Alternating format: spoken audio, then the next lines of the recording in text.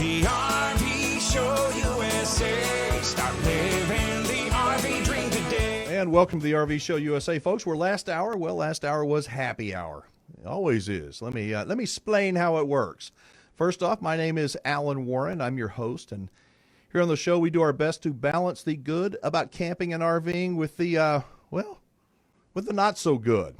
The good, well, there's a lot of good out there. There is, and it's easy to see from the beautiful TV commercials you see on the Go RVing campaign that shows how perfect everything is, and making all those great memories with your family and friends.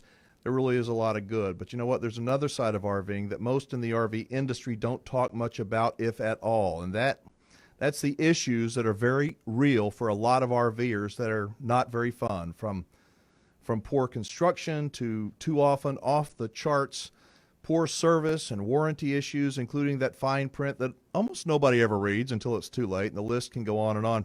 So each week in hour two, we present the meat, the substance, the reality of RVing and camping, and we try and do it in a classy, honest way, not to bash anybody, not to be controversial, but to be honest and to kind of be a consumer advocate for RVers and help educate and level the playing field between the RV industry and the consumer, because I personally believe that education it cannot be overemphasized. Education leads to knowledge, and of course, knowledge is power. Unfortunately, many of us get our education in the RV world the hard way, and it can hurt, and people get angry. So we are sort of calling this our education hour, or the hour of the angry RVer.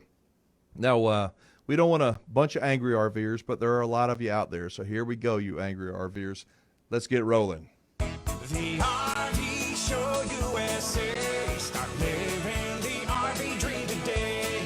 And he's one of the original superstars in the RV world in terms of being connected with actual RVers. He is an RVer himself, has firsthand knowledge and experience from 30-plus years of traveling and RVing. He's the editor of the longest-running, I know it's the best newsletter about RVing anywhere, called RV Travel. He is also the host of the Better Business Bureau video, Buying a Recreational Vehicle. Let's bring up my friend, Mr. Chuck Woodbury. Hi, Alan. Hiya, Chuck. We got a standing ovation going for you. Welcome back to the show. Hey, I'm glad to be here. So give our listeners a little bit of background on you and on RV Travel, if you would, because we got the whole hour to chat. Well, I'll try to boil it down to as fast as I can. I bought my first RV right out of college in the early 80s, and I was going to be a journalist and write for magazines and newspapers and earn my living on the road. And so I took off and at age, I think, 34, and set out, and I struggled as a freelance writer for many years and earned enough money to pay my bills and keep going. And then I started a newspaper I called Out West, which was America's on-the-road newspaper, I called it. And I published quarterly, and I kept a running journal, which I think really what it was a blog, although that word did not exist. And I got a lot of publicity on that, all the TV networks, Today Show, everything. And then the internet came along, and I knew a lot about RVing, and so I jumped in with RV Travel. Now, for people who don't yet subscribe to RVTravel.com, how would you describe that it differs from your the typical newsletters we see about RVing? Because I think there's tons of them out there, but there is only one RV Travel. Well, we have about 12 people that write for us, and I pay them all. A couple don't get paid, but they love to do it, so they don't want pay. We cover everything. We are largely supported anymore by our readers who voluntarily subscribe. It might be $5 one time, it might be $5 a month, whatever, but it's enabled us to say whatever we wanted without fear of being cut off by advertisers who might not like what we say. And so I've been sort of tossed into this consumer advocate role in the last year, identifying what I perceive as problems. And I can get away with it. I can say it because nobody calls me up and says, Chuck, listen, we're going to take your money away because we don't like what you're saying. So it's an ideal position to be in. So we talk about, all the things that really are problems right now: crowding in campgrounds, lack of campgrounds for which we can get into later, quality issues, electrical problems with hookups at campgrounds, which actually kill people every year. Very uncommon that they kill people, but they shock people, and most RVers don't know about it. So we cover a lot, plus feature stuff and upbeat stuff and good places to go, all of that too. But we're not just a bunch of fluff. No, it's meaty, really solid stuff, folks, and it's free. It's I don't get paid a nickel to say this, but I would suggest you subscribe if you love RVing. You will learn so much. RVtravel.com, and consider making a contribution so Chuck and his writers can keep doing what they're doing. Now, tell us about the cover story you did this past week and what motivated you to do it. Well, Kevin, I did watch your show, and you mean Alan? Kevin. About Kevin. Alan, I watched Kevin on your show, and I had seen him before, and I've been pretty upset lately at Camping World's tactics, and the tactic that upsets me is they're not alone, but I think they're the leader, and that is financing RVs for 20 years. It's just. You buy an RV at 20 when you're 60, and you're going to be 80 before it's paid off. You buy it at 40, you're going to be 60. It's a long time, and they're selling very cheap RVs, inexpensive ones that aren't made to last very long. And what happens is these people are upside down in their loans immediately. They go in 2 or 3 years later, and they say, we want to sell our RV, or we want to upgrade to another. And they say, well, that's fine, but you're going to have to pay us $10,000, $20,000, $30,000, whatever, to be, because you're upside down in your loan. So I've been seeing all of Camping World's ads pushing that, and it upset me because I get letters from people all the time who are upside down, and they really don't know what to do. They don't have the money. So I wrote a little bit about my own feelings, and of course, inspired kind of your conversation with Kevin. I learned quite a bit, actually. So that was our deal. And then I did a survey, and I just asked our readers, those that had bought from Camping World, I asked them how would they describe their feelings about their purchase. And 689 people, as of just a few minutes ago, had responded, and 10% were happy. They shopped with Camping World. 26% felt good about it. 16% were not happy, and 48% say they're very unhappy and they regret that they bought from Camping World. So, I didn't do. That's not my words. That's our readers. What did the results surprise you, Chuck, when you saw? 10%. If only 10% of people that bought an RV from Camping World consider themselves happy.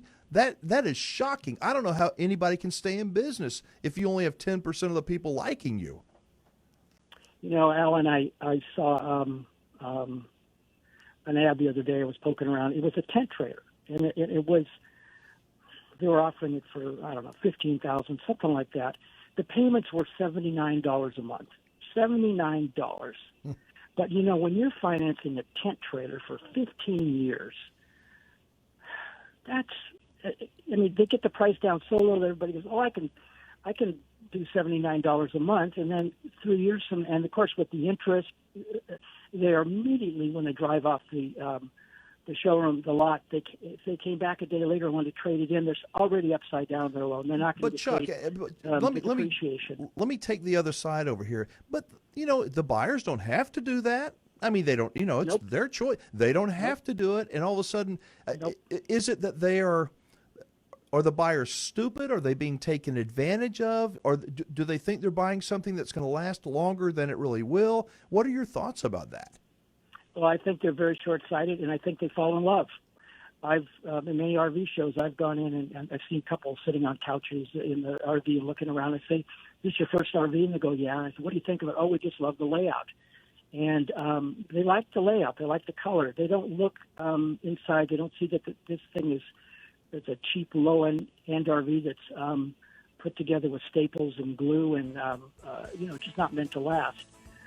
So I think that selling an RV, the idea of what you can do with it, go where you want, when you want, camp by beautiful lakes along the ocean, watch the sunset, sit outside with your special someone and have a glass of wine. all you got to do is paint that picture and somebody said, and they go. And they're in love. Chuck, listen, I'd love to speak longer. We'll pick it up on the other side. This is the RV Show USA. The RV Show USA. Start living the RV dream today. And Alan Warren back with you on the RV Show USA. If you'd like to chime in, the number to dial is, get ready, 1-855-296-7469. On our guest line from RVtravel.com is its editor, Chuck Woodbury, and we're talking about the RV industry in a way that almost nobody else will. And Chuck, from a purely selfish point of view, if I were the RV industry, I would probably not want to talk about some of the things we talk about either. Well, the RV industry is beside themselves happy. They're selling 500,000 RVs a year, and that's really their focus. They don't. I don't think any of them really get out into the campgrounds and travel around and realize how hard it is to make reservations in popular areas. And RVing has changed, Alan. We can get into that too. I think it's not camping anymore for many people. It's living, and the whole dynamic of what you're doing, how you do it, has changed. And the RV industry is still selling like everybody's going out camping and roasting marshmallows.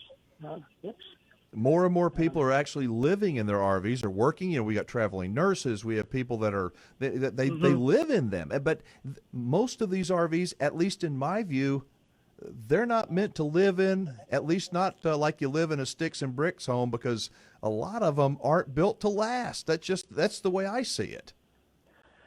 Well, I believe that the RVIA code, the industry code, says somewhere in there, and I haven't looked lately, that these are not made for full-time living. So, but people do, and increasingly they do. And if you get a well-made one, they are, in my opinion, they are as comfortable as most homes. They have heated floors, built-in vacuums, dishwashers, washing machines, fireplaces, exquisite stereo systems, outdoor TVs, outdoor kitchens. I mean, most people don't live like that. And then you can go places with it. And, I mean, it's incredibly appealing. But when you got 11,000 baby boomers turning 65 every day, a lot of them say, hey, this looks good. Let's go do it. And there's no gain in campsites or RV park sites. You know, what you said is so true. I see it all the time at RV shows. You walk into an RV and you see a couple sitting there on the couch and they're in love. I mean, who wouldn't love the dream of having your family in a beautiful RV? And like you said, that they see all the superficial stuff, but they don't look beneath that. Now, for our listeners, to give you some perspective about the level of knowledge and truthfulness of my guest, you should know that Chuck is he's the host of the Better Business Bureau video called Buying a Recreational Vehicle. And to me, that says a lot. That's got to be a project that you're pretty proud of, huh? I am. It's unfortunately, I don't think it's available for sale anymore. We did it about 10 years ago, but it is in a lot of public libraries around the country. And the reason we did it was that the Better Business Bureau identified a lot of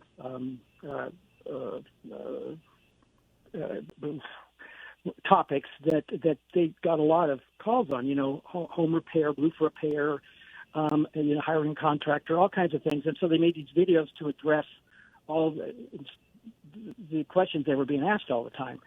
So this one was on RVing with basic information on how to buy an RV. We cover that in RVtravel.com all the time. We're always talking about, take your time, look around, get somebody to look at it, and, just understand that a cheap RV may look as good as a really expensive one, but it's what you don't see that's important. And you really need to pay attention. You can't just buy the bling, because you might be disappointed because they fall apart fast, and the industry, the manufacturers, are cranking them out so fast they can't even. There's no quality check at the end. They send them off to the dealers and hope the dealers will fix what's wrong. But the dealers are often so busy they can't. So the consumer gets it, goes out, finds the stuff wrong, and comes back and finds out that the dealers are all booked up on their service. And I'm oversimplifying, but that's a lot of that is the truth. What did you think when you saw the results of your poll? What was it when once again, folks, we got Chuck Woodbury on from RVtravel.com. He did a poll amongst his readers asking them, the ones that had bought an RV from Camping World, how happy they were with their buying experience. And were you surprised at the numbers? No, because I get so many letters from people about Camping World, mostly about the service. No, I was not a bit surprised. Camping World and Gander Outdoors, which Marcus Lemonis bought, are in the business of selling RVs. They sell them very cheaply, for the most part. I think they're making all their money on these 15 and 20-year loans. Imagine having all that interest coming in for all that time. But I was on an industry, I was invited to participate in an industry webinar the other day, and I'm not usually invited to that sort of thing, but I listened, and I think there were 4 RV dealers on there, independents, and they were asked about Camping World, and they all agreed that Camping World was a vicious competitor when it came to the sale of RVs, but they all agreed that Camping World was not able to adequately service those people. So that's kind of my thinking too. We've got Chuck. Hang on. We've got a caller wants to ask you a question. So hang on just a second. Hi, Chuck. My name is Denny Wagaman. Just wondering if you are seeing any results on your campaign for the manufacturers to put out a better quality RV, whether it be a trailer or motorhome.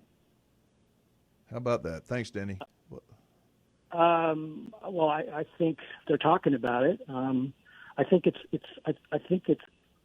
I don't know that it's really improving. I don't. I wouldn't argue that point. But from where I'm looking, it's not getting any better. There's not enough people to build them. And remember, an RV is a house. It's a house built instead of on a foundation, the traditional foundation. It's built on a chassis, and it's built up from there.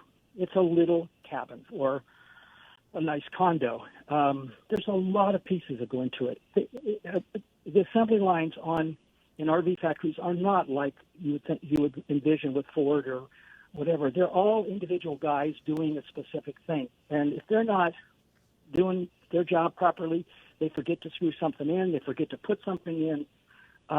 There's no check on it afterwards, and that's a problem for somebody down the road. Does it seem that the manufacturers only care about the money? I mean, do they not care about the quality? Because it seems that there's been talk for a year or two about, we know what we need to do, but they are so slow to respond. How do we get to such a place? And I mean, I just get this sense that people are angry, they're frustrated, and there's not fewer of them. There's more every day. Eventually, this has got to come. They got to address this problem and do something about it. It's just instead of just talking. I think if you think about it, anybody who's older remembers when American cars, when the German cars and the Japanese cars came in, and American car manufacturers just kind of ignored them, poo-pooed them, and kept cranking out their big things. And pretty soon there was a point where people didn't want to buy American cars anymore. The American cars were just falling apart. These Japanese and German cars, the Beetle, they were lasting forever. Well, what happened is after World War II, who was unable to manufacture anything? The Japanese and the Germans. They were devastated. Their countryside. The American car manufacturers had no competition. They were all by themselves. As it is today, the American RV manufacturers have no competition. It's just them. And there's nobody out there challenging them with a better product. And I'm not saying it's simple, but I'm saying people buy them. People are uneducated about the buying process. They fall in love with the idea. And as long as people buy them, the companies are going to continue to find a way to put in a cheap All right, hang on, Chuck. Got to go. Hard break. We'll be right back. The RV Show USA. Start living the RV dream today. All right, on our guest line is my friend. He's the editor from RV Travel, the absolute best and most honest online publication about RVing and the RV lifestyle out there, Mr. Chuck Woodbury. And if you'd like to join the conversation, you can call us now, 855-296-7469. Chuck, I know that we were talking Camping World in the last segment or two, and some of the tactics, those 20-year loans. It's not just Camping World that is doing this to RVers, is it? No, I'm going to look into that. I'll give you an idea. A few years ago, I talked to a guy I know. He's a salesman at a show, and I said, because I also don't like, the idea of selling with no down payment, which happens sometimes. You're really upside down then. And I said, one of the dealers there was pushing these no down payments. And I said to him, what do you think about that? I said, do you do that? And he said, yes, I have to. He says, if I don't do it, they're going to go down the street and buy it from the other guy. So I don't know if other dealers, I assume there are, there's all kinds of dealers. There's very reputable dealers, and there's dealers that don't really care about anything but making money. And there's everything in between. I think there's some great small town dealers out there, but they're not the big players. Is there a magic length of loan? There probably isn't. It's like asking somebody what's the right length for a piece of rope, and it depends on what you're going to do with it. But in general, it would seem to me that a 20-year note on a product that if you use it a lot may only last half that long is not a very smart idea, even if you love it. Well, I've had people argue with me and say, put the 20% down and put your money elsewhere. But what happens is so often is that something happens. You're talking about, now you got millennials out there buying really cheap RVs. They're not very much money. They're not going to get in a whole lot of trouble if they go upside down on a $20,000 RV, if they've got any money at all. But when you get these retirees who go out there and they buy these $250,000, $300,000 RVs, and they think, we'll find a way to make these payments, and then one of them gets sick. I had this one woman call me one time or email me. Her husband died suddenly, and she was $80,000 upside down in the loan. Oh, and she was almost crying. She was distraught. And I don't know what the loan is. I think you take a house. A house has you've got a 20-year mortgage, but you've got an appreciating asset usually. With an RV, you've got a depreciating asset. Cars are never, as far as I know, financed more than 6 or 7 years, and certainly you got cars out there that cost $100,000. I just think that a lot of people buy the bling, they buy the magic idea of this travel, and they kind of they lose their common sense about finances, and I think that's why people keep buying them and taking these terms. What are your thoughts about buying new versus used, Chuck? Buy used. I bought used. I bought a close to a $200,000 motorhome for I think $85,000. It was 5 years old with 18,000 miles on it. It was like new, and hardly any different from the new model. I bought new in the past, but I'm paid off the loans, which in my case I don't think I ever had one more than about 6-7 years. But I didn't. That's reasonable. But I think that people just have to be a little bit more practical about it and realize that these are luxury items, and if they want to extend if they go to any financial advisor, the financial advisor will say this is a bad move to anyone.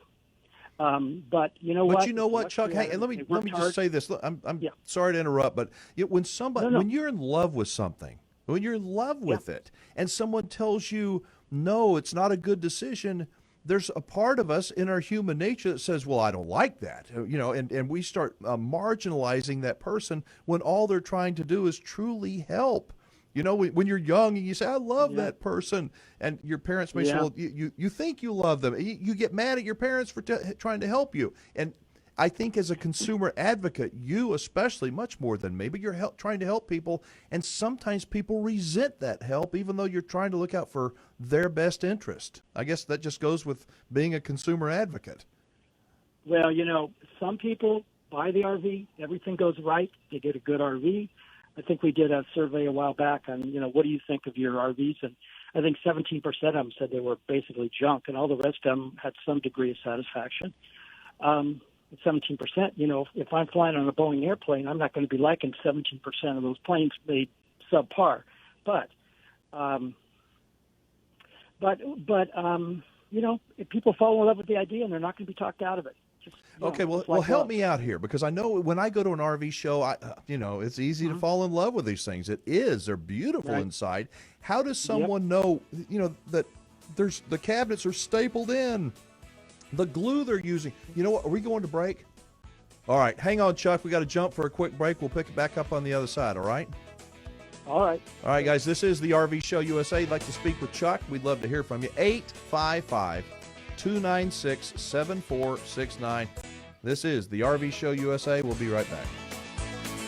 The RV Show USA. Start living the RV dream today. And what a great discussion we're having here on the RV Show USA in the Hour of the Angry RVer, where we're trying to provide some proverbial ammo and info that will help RVers to help prevent them from making some very costly mistakes. My guest is Chuck Woodbury, a very active longtime RVer and editor of RVtravel.com. It's the longest running online publication about RVing out there.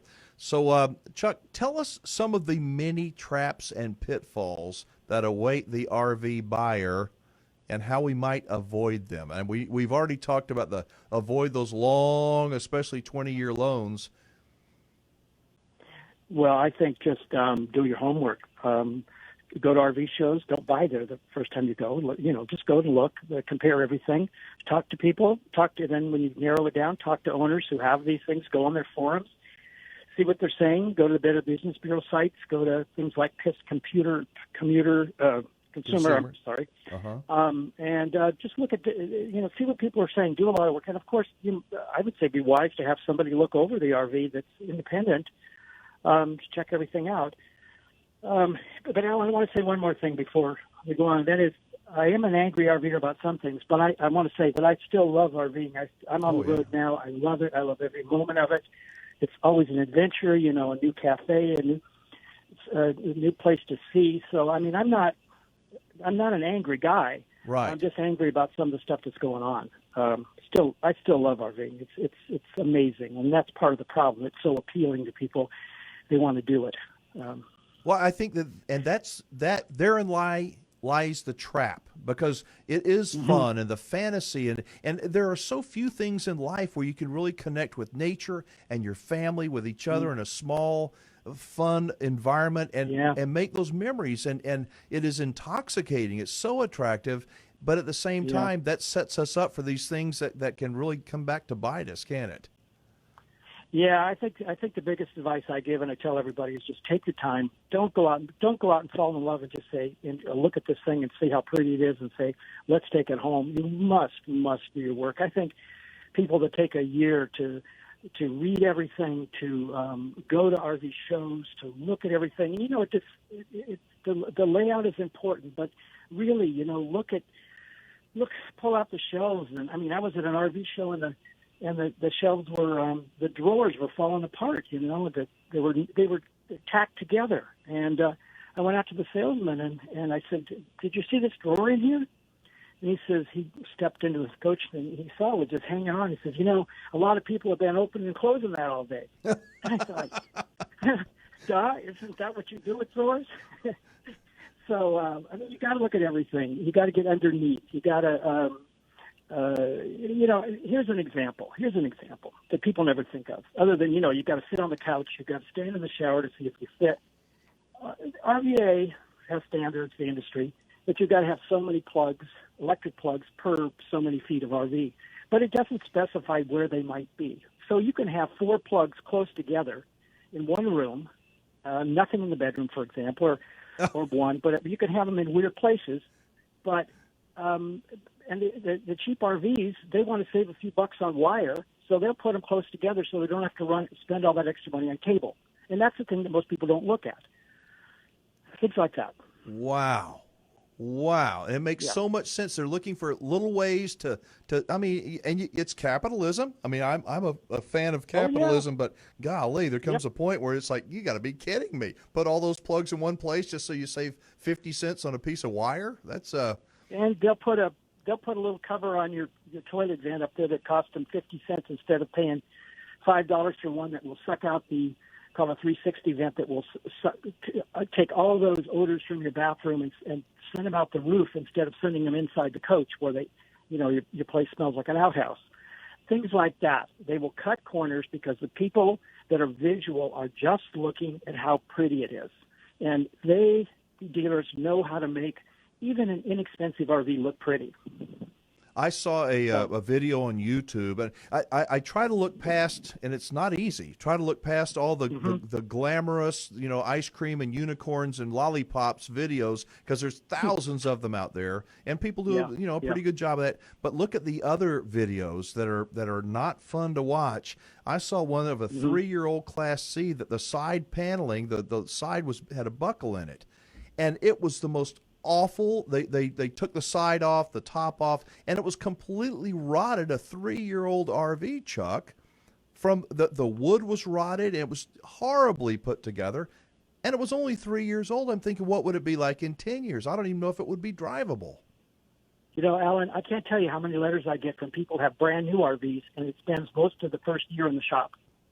I'm not exaggerating. It happens all the time.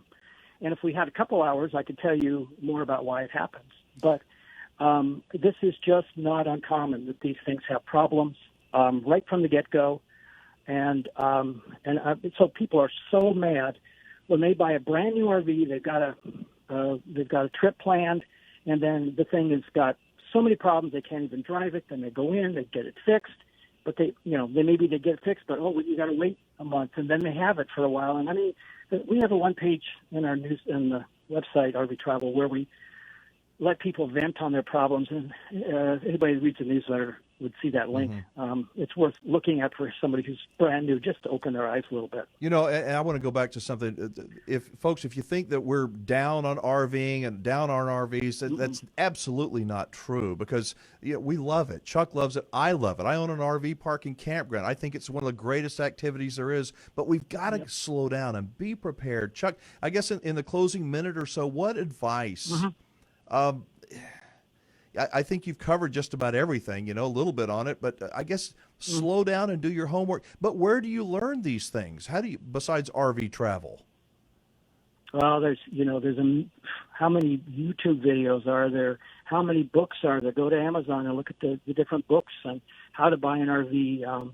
How many, there's plenty of forums where you can go on and ask. They're specific to a certain coach, and just ask them, what do you think of their RVs? Go to a campground and find people who've got the RV and say, what do you think of it? I mean, you've just got to do your research, and there is no consumer's report for RVs. There's people that try, but there is no, in my opinion, definitive source that, that gets out and can test them like you can test a Ford Fiesta or something, run it into a wall and see how it survives. You can't do that with a $30,000 or $300,000 motorhome. Yeah. So we're getting the signal to wrap this thing up, Chuck. But I'm going to try to send everybody we can to rvtravel.com, and I appreciate so much you chiming in and just keeping people informed of these situations, and hope you'll join us again.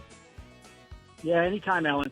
All right, you take care, folks. Thanks. Check it out. Please check it out. Do yourself a favor. Tell your friends about it. rvtravel.com.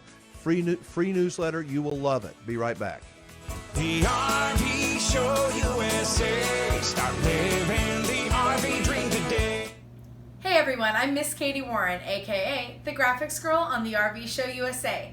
Give us a like by clicking the thumbs up button down below, and if you want to see more videos like this in the future, click the subscribe button right here.